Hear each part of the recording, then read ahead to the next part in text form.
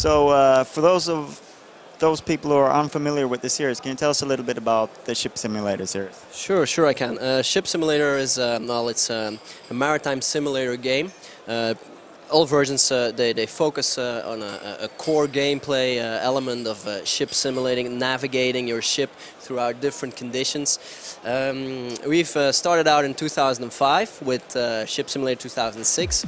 Had several different versions from there. We have created an add-on for 2006.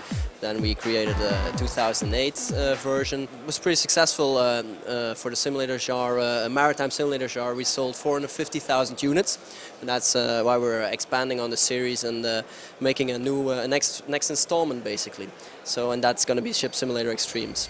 I understand you have pretty hardcore fans. Yes. We have very dedicated core community of simulator fans, and we noticed that we have a forum where they get together and online where they play together, and so we want to stick true to our core audience. We're not going to alienate them with the next version, but of course we're also going to broaden the audience with the next version. So and we're going to do that by scaling the difficulty level, so people can just tune up the difficulty level and absolutely control everything on board the bridge and make it as difficult as they want, or they can scale it down a bit and make it more accessible for players that are not that into the maritime world but still love boats and the action that a captain lives. So that's basically the idea. Yeah. How important is the feedback from the community and their... Oh, it is very important. It's very important. We have a very, like I told you, a very dedicated community, and we're asking them for what would you like to see in the next game. And then actually we're taking that with us while we design and develop the next game, and we see where we can match with their requests, because you can't please everyone, of course, but we're definitely taking their feedback with us to create the new game, absolutely. So, yeah. Without our audience, we're nothing, so they are very important to us, absolutely, sure. So you used to have a year at the end of the title. This time it's Extreme. Can you tell us why you chose that? Well, it is Extremes. First of all, we decided to skip the 2010. First of all, because we're coming out in 2010, so that's one thing. We're taking our time to develop this one because we want to make it something different. It has a lot of different features which we can go into later, but we lost 2010. Basically, it's a decision. We want to. There's so much more to this game than just putting a.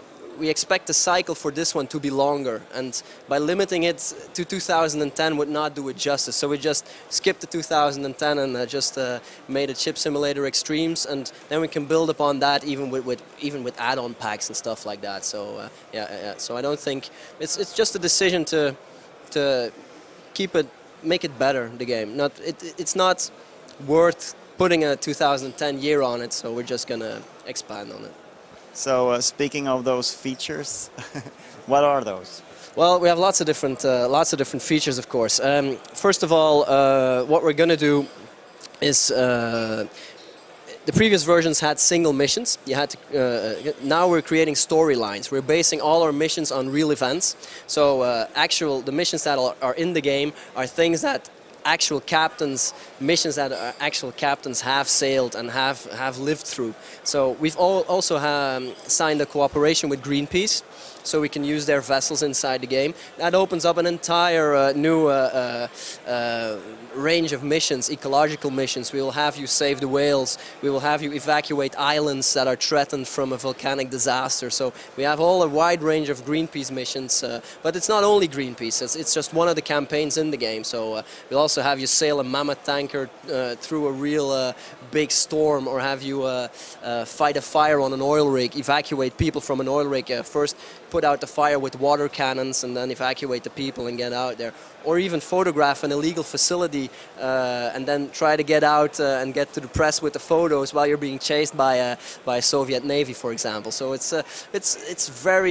they're realistic missions based on real events, but they're very varied. So and we're putting those into storyline campaign, so people identify more with the role of captain than before, because they were only just single missions before, but we're putting them, making new new missions and new campaigns for that. So we have something for everyone. So the real hardcore fans, they like their slower vessels. They have tugboats, they have huge oil tankers, and then of course we have faster vessels. We have powerboats, we have fast rescue vessels, Coast Guard patrol vessels, hovercrafts even. So there's something for everybody there. Yeah, sure, absolutely. And same goes for the environments. We're adding Sydney, we're adding the Antarctic, so people can sail basically all over the world in well-known environments and get their thing. Oh yeah, and the Titanic's also back.